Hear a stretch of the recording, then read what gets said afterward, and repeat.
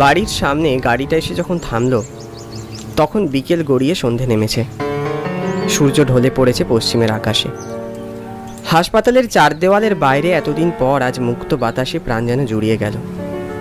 ভাই, তুই সুস্থ হয়ে বাড়ি ফিরে এসেছিস, এই আমার যে কি শান্তি তোকে বলে বোঝাতে পারবো না। তুই ছাড়া আমার আর কে আছে বল? আহ দিদি, এই দুর্বল শরীরে আমাকে কতক্ষণ এভাবে দাঁড় করিয়ে রাখবি বলতে পারিস? হ্যাঁ হ্যাঁ, আয় আয় আয়। বাবা মা চলে গেলেন তখন আমি আর দিদি কত ছোট। জেঠু আমাদের বাবা মায়ের স্নেহ দিয়ে বড় করেছেন। বছরখানেক হলো বার্ধক্যজনিত কারণে উনি একেবারে শয্যাশায়ী। এখন দিদি আমার মায়ের মতো। আরও একজন আছে যে একইভাবে আমার জীবনের সাথে অঙ্গাঙ্গিভাবে জড়িত। নে চাটা খেয়ে নে। ও দিদি, বস। এই জেঠুর কি অবস্থা রে? আর কি, ওই আছে একরকম, পুরো শয্যাশায়ী। মায়াদিটাও হয়েছে তেমন, কাজের বেলায় নেই, শুধু টায়া বেঁকা কথা। ইন্দ্রাণীর কোনো খবর জানিস? দেখ না, এসে থেকে ফোন করছি, ফোনটা বারবার নট রিচেবল বলছে। নাচের প্রোগ্রামের জন্য লখনৌ চলে যাওয়ার আগে ওর সাথে শেষবারের মতো দেখা হয়েছিল। তারপর আমারও ওই সিঁড়ি থেকে পড়ে অ্যাক্সিডেন্টটা হলো, সেই থেকে আর কোনো যোগাযোগ নেই ওর সাথে। ও কি ফিরেছে জানিস কিছু? জানি না রে। ও, আমি বরং একবার না ওদের বাড়ি গিয়ে খবর নিয়ে আসি, বুঝলি? সেটাই ভালো হবে। কি, এই শরীর নিয়ে তুই বাইরে বেরোবি? তোর শরীর ভালো নেই, সদ্য হাসপাতাল থেকে ফিরেছিস তুই। আহ দিদি, ওর বাড়ি তো কাছে, এটুকু গেলে আমার কিছু ক্ষতি হবে না। আমি আমি আমি গেলাম। এই এই এই ভাই, রাজস্বী চাটা তো খেয়ে যা। আরে দাঁড়া, একটা কথা শোনে না ছেলেটা।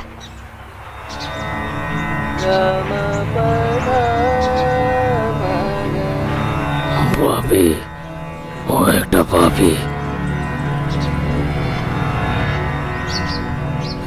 সাইকেলটা নিয়ে ওদের পাড়ায় ঢুকতেই কানাঘুষো কিছু শুনতে পাচ্ছিলাম, কিন্তু তাতে বেশি গুরুত্ব দেওয়ার প্রয়োজন বোধ করলাম না। মৃত্যুদের কাঠের গোলা পেরিয়ে মন্দিরের সামনে রাস্তা দিয়ে এগিয়েই থমকে দাঁড়ালাম। যা দেখলাম তাতে নিজের চোখকে বিশ্বাস করতে পারলাম। ইন্দ্রাণীদের বাড়ির একটা অংশ প্রায় ভেঙে চুরমার হয়ে গেছে। বাকি যা কিছু সব পুড়ে ঝলসে কালো হয়ে রয়েছে। তখন রাস্তায় কেন লোকগুলো ওভাবে আমার দিকে তাকিয়েছিল এখন তা স্পষ্ট হয়ে গেল। কিন্তু অ্যাকচুয়ালি কি হয়েছে? ইন্দ্রাণী আর ওর বাবা মা কোথায়? এসব নানা প্রশ্ন আর একরাশ দুশ্চিন্তা মাথার মধ্যে ঘুরপাক খেতে শুরু করলো। আরে রাজর্ষি, কোথায় ছিলে এতদিন তুমি? ও রতনদা, এসব কি এখানে? রতনদা, আমি তো কিছুই বুঝতে পারছি না। কি আর বলি বলো তো, এই দিন সাতেক আগেকার কথা। ইন্দ্রাণীর মা নাকি রান্না বসিয়ে পুজো করছিলেন, ওর বাবাও কাছাকাছি কোথাও একটা ছিলেন। মেয়েটা বারান্দায় ছিল সম্ভবত, আমিও সঠিকভাবে জানি না, শোনা কথা। সেদিন দুপুরই 1টা নাগাদ হবে, হঠাৎ সে কি বিস্ফোরণের শব্দ। ছুটে এসে দেখি বাড়িতে দাউ দাউ করে আগুন জ্বলছে। সবারই ধারণা সিলিন্ডার ব্লাস্ট হয়েছে। হ্যাঁ, তারপর ইন্দ্রাণী আর কাকু কাকিমার কিছু হয়নি তো? ওরা ঠিক আছে তো? হ্যাঁ ঠিক, দুজন তো স্পট ডেড হয়ে গেছে। কি কি বলছেন রতনদা? ইন্দ্রাণী?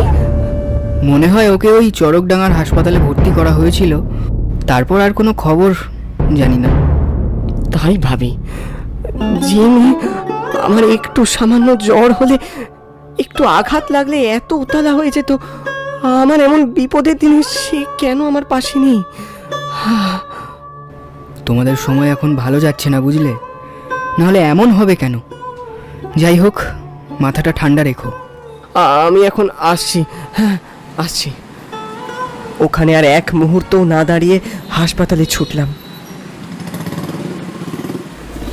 এক্সকিউজ মি, কাইন্ডলি একটু বলবেন যে ইন্দ্রাণী চৌধুরী, বার্ন পেশেন্ট, উনি এখানে ভর্তি আছেন তো? একটু ওয়েট করুন, আমি দেখে বলছি। আপনি পেশেন্টের কে হন?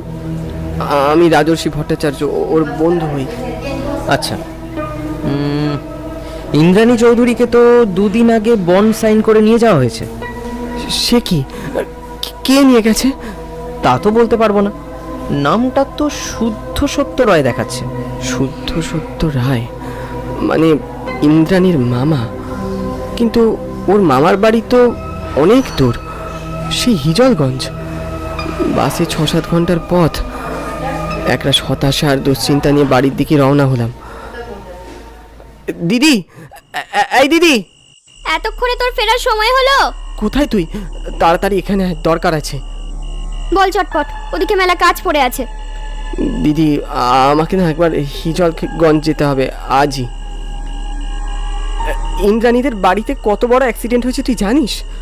ওর বাবা মা বেঁচে নেই, ও ঘোরতর আহত। ওর মামা ওকে হসপিটাল থেকে ওর মামার বাড়ি নিয়ে গেছে। আমি এক্ষুনি যাবো ওখানে। ওমা, তাই নাকি? আমি তো কিছুই জানি না রে। কখন যে কার কি হয় বলা খুব মুশকিল। আমি আমি আমি এক্ষুনি যাবো ওখানে। না না, এই অসুস্থ শরীর নিয়ে তোকে আর কোথাও যেতে হবে না। দিদি, আমার ওখানে যাওয়াটা দরকার। জানি না ইন্দ্রাণী এখন কি অবস্থা আছে, তুই আমায় আটকাস না, আমি যাবই। বেশ, আমিও যাবো তোর সাথে। তোকে একা আমি কিছুতেই ছাড়বো না। কিন্তু দেখ রাজস্বী, কথা বাড়াস না। যেতে হলে আমাকে সাথে নিয়েই যেতে হবে, একলা আমি তোকে যেতে দেব না। বেশ, তাহলে চল। আমাকে একটু সময় দে। কেন? আমি একটু জেঠুর সাথে দেখা করেই চলে আসছি।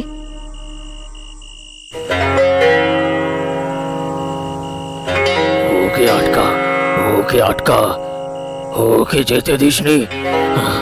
ঘোরমঙ্গল।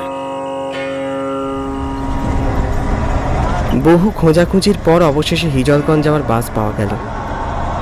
ওর মামার বাড়ির প্রপার অ্যাড্রেসটাও তো জানা নেই। জানি না কখন ওর দেখা পাবো। ভাই, তুই কিন্তু খাওয়া দাওয়া কিছু করে এলি না, ওষুধগুলো পর্যন্ত খেলি না। এবার তোর শরীরটা খারাপ করলে কে তখন দেখবে বল? ওহ দিদি, তুই আবার শুরু করলি? চুপ কর না, আমার মন মেজাজ ভালো নেই। ইন্দ্রাণী কি অবস্থায় আছে আমি জানি না, আমার গলা দিয়ে এখন খাবার নামবে না। তা বললে চলে? বাস থেকে নেবে, কোথাও একটু খেয়ে নিবি কিছু। হঠাৎই ফোনটা ভাইব্রেট করে উঠল। মেসেজ বক্স খুলতেই চমকে উঠলাম। দিদি, এই দিদি, দেখ দেখ দেখ, ইন্দ্রাণী মেসেজ করেছে। কি যাতা বলছিস? আমি যা তা বলছি না, তুই দেখ। আমি ওকে সন্ধে মেসেজ করেছিলাম, এতক্ষণে রিপ্লাই এলো। কিন্তু ও চণ্ডীতলা ভেড়ির ওখানে যেতে বলছে। শোন না ভাই, আমার না বিষয়টা একদম সুবিধার লাগছে না। চল আমরা বরং ফিরে যাই। এই রাত বিরেতে যেখানে সেখানে যাওয়াটা ঠিক হবে না, বুঝলি? উফ, দাঁড়া তো, বলছি দাদা, ও দাদা, বলছি হিজলগঞ্জ থেকে চণ্ডীতলা ভেড়ি কত দূর হবে? বেশি দূর না, স্টপেজে নেমে দক্ষিণের খোয়া রাস্তা ধরে গেলে 15-20 মিনিটের হাঁটা পথ। ওদিকটা তো খুবই নির্জন, সামনের জঙ্গল পেরোলেই চণ্ডীতলার ভেড়ি। কিন্তু এত রাতে তো কোনো ভ্যান বা রিক্সা পাবেন বলে মনে হয় না। খটকা লাগলো। ইন্দ্রাণী ওর মামার বাড়ি না যেতে বলে এমন একটা অদ্ভুত জায়গায় কেন ডাকলো, সেটাই বুঝতে পারলাম না। বাস থেকে নেমে দেখলাম স্টপেজে একটা টিমটিম করে আলো জ্বলছে। কোথাও একটাও প্রাণীর চিহ্ন নেই। খোয়া দেওয়া কাঁচামাটির রাস্তা, সামনে একটা ছোট জঙ্গল মতো দেখতে পেলাম। মোবাইলে ম্যাপটাকে চালু করে ওই জায়গাটায় পৌঁছানোর চেষ্টা করছিলাম। দিদি আমাকে শক্ত করে ধরলো। এই কোন পাড়াগায় এসে পড়লাম। খাবার দোকান তো দূরস্থ, একটা মানুষের টিকি অবধি দেখা যাচ্ছে না। আমি একা মেয়ে মানুষ, কি করব এখন অন্ধকারের মাঝে? তো এলি কেন? আমি তো বারণ করেছিলাম। আমি কি করে জানবো এরকম একটা জায়গা? আর আমি তোকে একা ছেড়ে দিতাম? তো এসেছিস যখন, এখন চুপ করে চল, অযথা ঝামেলা করিস না। চারপাশে নিভৃত আঁধারের মাঝে একটা জংলা জায়গা। গভীর রাতের নিস্তব্ধতার মাঝে তক্ষক আর শিয়ালের ডাক। হয়তো এর মধ্যে বৃষ্টিও হয়েছে। কর্দমাক্ত পিছল পথটা ধরে এগোচ্ছি।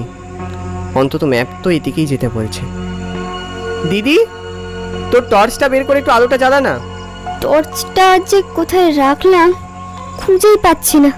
ঠিক সেই সময় জঙ্গলের মাঝে একটা মৃদু আলো দেখতে পেলাম। ঘুঙুরের শব্দ, তাল মিলিয়ে কোন এক ছায়ামূর্তি পাগলের মতো নিচে চলেছে গোটা জঙ্গল জুড়ে। সেদিকে এগোতেই দিদি আমার হাতটা টেনে ধরল। যাস না, যাস না, ওদিকে বিপদ হতে পারে। ফিরে চল ভাই, ফিরে চল। ছাড় না, কিচ্ছু হবে না। কে ওভাবে নাচছে বলতো ওদিকে? আমার মনে হয় এই কোনো আসন্ন বিপদের সংকেত। তুই আমার কথাটা শোন। তোকে নিয়ে আসাটাই আমার এখানে ভুল হয়েছে। এই দেখ, ইন্দ্রাণী ফোন করছে। ইন্দ্রাণী ফোন? না না, আহ থাম তো তুই। হ্যালো হ্যালো ইন্দ্রাণী, শুনতে পাচ্ছ আমার কথা? হ্যাঁ আমি সব শুনতে পাচ্ছি। আমি খুব খুশি হয়েছি রাজর্ষি তুমি এসেছো। তুমি কোথায়? আমি এখানেই আছি, এগিয়ে এসো সামনের দিকে। কিন্তু সামনে তো জঙ্গল। কিচ্ছু হবে না, কোনো ভয় নেই, এসোই না। হ্যাঁ যাচ্ছি। হ্যালো হ্যালো, ফোনটা মনে হয় কেটে গেল। চল দিদি, ইন্দ্রাণীর সামনেই যেতে বললো, দেখা হয়ে যাবে নিশ্চয়ই। না না, ইন্দ্রাণী ফোন করতে পারে না, ও কিছুতেই ফোন করতে পারে না। কেন কেন পারে না? ও তো মানে মানে না করে যাবি তো চল, না হলে থাক তুই, আমি গেলাম। দিদিকে রেখি খানিকটা এগিয়ে গেলাম। ছাড়ো, ছাড়ো আমায়, ছাড়ো আমায়, ছাড়ো। হঠাৎ থমকে দাঁড়ালাম। পিছন ঘুরতে যা দেখলাম তাতে আমার সারা শরীর শিউরে উঠল। কাছে যেতেই দেখতে পেলাম কি যেন পিছন থেকে দিদির গলাটা টিপে ধরেছে। এই এই ছাড়ো ছাড়ো ছাড়ো, কে তুমি? ছাড়ো। তারপর আস্তে আস্তে দেখতে পেলাম দিদির ঘন কালো চুলের পিছন থেকে আরো একটা মুখ বেরিয়ে এলো। পোড়া ঝলসানো সেই মুখ, মুহূর্তে উধাও হয়ে গেল সেই শরীর। ভাই ভাই, বলেছিলাম না এখানে থাকিস না, পালিয়ে চল, এই জায়গাটা ভালো নয়। এবার আমার মনের মধ্যেও ভয়ের সঞ্চার হলো। ইন্দ্রাণী কোথায়? আর ওই অন্ধকারের মধ্যে কাকেই বা দেখলাম আমি? মাথার মধ্যে সবকিছু যেন জট পাকিয়ে যাচ্ছে। কি রে, চল তাড়াতাড়ি চল। ঘোর অমাবস্যার রাত। আবারও ম্যাপ দেখে হাঁটতে শুরু করলাম। ভেজা ঘাসের ওপর দিয়ে যেতে যেতে মনে হলো বড় রাস্তায় পৌঁছতে পারলেও এখন কোনো গাড়ি ঘোড়া পাবো বলে মনে হয় না। তবুও খোঁজ করতে হবে যদি রাতটা কোনোভাবে আশ্রয় পাওয়া যায়। সহসা খেয়াল হলো দিদির পায়ের শব্দ পাচ্ছি না। পিছন করে দেখি কেউ কোথাও নেই। পিছনে কি খুঁজছিস? চল, থামলি কেন? ও, তুই সামনে গেলি কখন? খেয়ালই করিনি। আচ্ছা চল চল। ম্যাপ দেখে এগোতে এগোতে সামনে একটা মস্ত ভেড়ি চোখে পড়ল। এটাই চণ্ডীতলা ভেড়ি হবে। পাড়ে একটা দুটো ট্রলার বাঁধা। ভেড়ির সামনে থাকা একটা ভাঙাচোরা ল্যাম্প পোস্ট। আবারও একই সমস্যার সম্মুখীন হলাম। দিদিকে কোথাও পেলাম না। দিদি দিদি কোথায় গেলি? কোনো সাড়া শব্দ নেই। নিস্তব্ধতা গ্রাস করছে গোটা অঞ্চলটাকে। ওই মহিলাকে তুমি ভুলে যাও রাজর্ষি, আমি ওকে শেষ করে দিয়েছি। ইন্দ্রাণী? আমাদের এই অবস্থার জন্য কে দায়ী জানো? তোমার দিদি অশ্বিনী ভট্টাচার্য। কি যা তা বলছো তুমি? আমি তোমায় দেখতে পাচ্ছি না কেন? তখন যে পোড়া মুখ তুমি দেখেছো তা আমার সামনে থেকে দেখলে সহ্য করতে পারে তো? ইন্দ্রাণীর ওই কথার বিন্দুমাত্র আমি বুঝতে পারলাম না। দিদি? হ্যাঁ হ্যাঁ, তোমার দিদি ষড়যন্ত্র করে আমাদের পুরো পরিবারকে ধ্বংস করে দিয়েছে। মানে এ কি অবস্থা হয়েছে তোমার ইন্দ্রাণী? কি অবস্থা? তোমার দিদি একজন মানসিক ভারসাম্যহীন খুনি। ও তোমার ক্ষতি করতেও দ্বিধাবোধ করে না, প্রয়োজন পড়লে ও তোমাকে খুনও করতে পারে। কি যাতা বলছো সব তুমি? আমি একদম ঠিক কথা বলছি। তুমি যে সিঁড়ি থেকে পড়ে গিয়েছিলে এটা কোনো অ্যাক্সিডেন্ট নয়, এটা অশ্বিনী ভট্টাচার্যের ষড়যন্ত্র। ও তোমার রক্তপাত দেখতে চেয়েছিল। ও বিশ্বাস করে যে এতেই তোমাদের পরিবারের মঙ্গল। আমার মনে হয় কোথাও ভুল হচ্ছে তোমার। দিদি এমন মানুষ নন। তোমার দিদি ঠিক কেমন সেটা আমি খুব ভালো করে জানি। এই গোপন সত্যি জেনে যাওয়ার জন্য আমার বাবা মাকে মরতে হয়েছে। তোমার দিদি ষড়যন্ত্র করে লোক পাঠিয়ে আমাদের বাড়িতে সিলিন্ডার ব্লাস্ট করিয়েছে।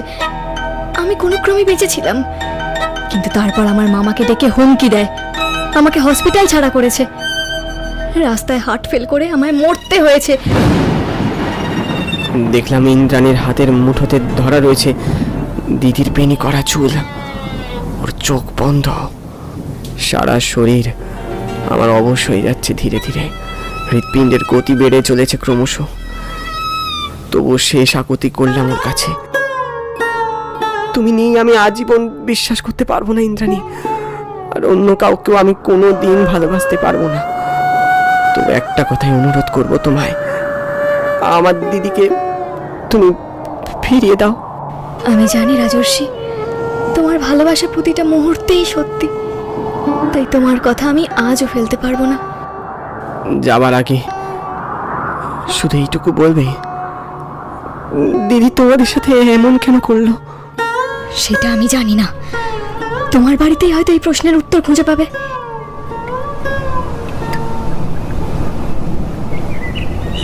দিদি, আসল ঘটনাটা আমায় বল। আমি বাড়ি ছেড়ে চলে যাওয়ার আগে বল অন্তত। আমি জানি না, আমি কিচ্ছু জানি না। তুই সব জানিস, কেন এসব করলি বল বল। জেঠু জেঠু বলেছিল ওই মেয়েটা আমাদের পরিবারে ঘোর অমঙ্গল ডেকে আনবে, তোর জীবন সংশয় হতে পারে, তাই ও মরেছে, বেশ হয়েছে। আর আমার অ্যাক্সিডেন্ট? তোর সামান্য রক্তপাত তোর আর এই পরিবারের জন্য মঙ্গলের। বিশ্বাস কর, জেঠু বলেছে। তোদের মাথা কি খারাপ হয়ে গেছে? কি উল্টো পাল্টা বলছিস? ঠিক ভুল আমি জানি না, জেঠু যখন বলেছে তখন ওটাই চিরন্তন সত্য। এই বাড়ির মঙ্গলের জন্য আমি সব করতে পারি, সব। ও কি অবস্থা! হতভম্বের মতো চেয়ে রইলাম। তারপর ঘর থেকে বেরিয়ে সোজা জেঠুর ঘরে গেলাম। দরজার সামনে দাঁড়িয়ে দেখলাম জেঠু কি সব বিড়বিড় করে প্রতিনিয়ত বলে চলেছে। এতদিন আমি দুটো মানসিক ভারসাম্যহীন মানুষের সাথে বাস করছিলাম। না না, আর নয়, এবার যা করার পুলিশ করবে।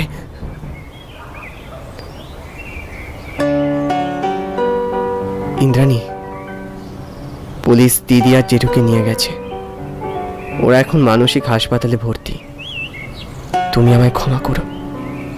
আমার জন্য এইভাবে তোমাদেরকে, আমি তোমায় হারিয়ে ফেললাম ইন্দ্রাণী, হারিয়ে ফেললাম। আমি হারিয়ে যাইনি, আমি তোমার সাথেই আছি। দেখো, তোমার মনের মধ্যে।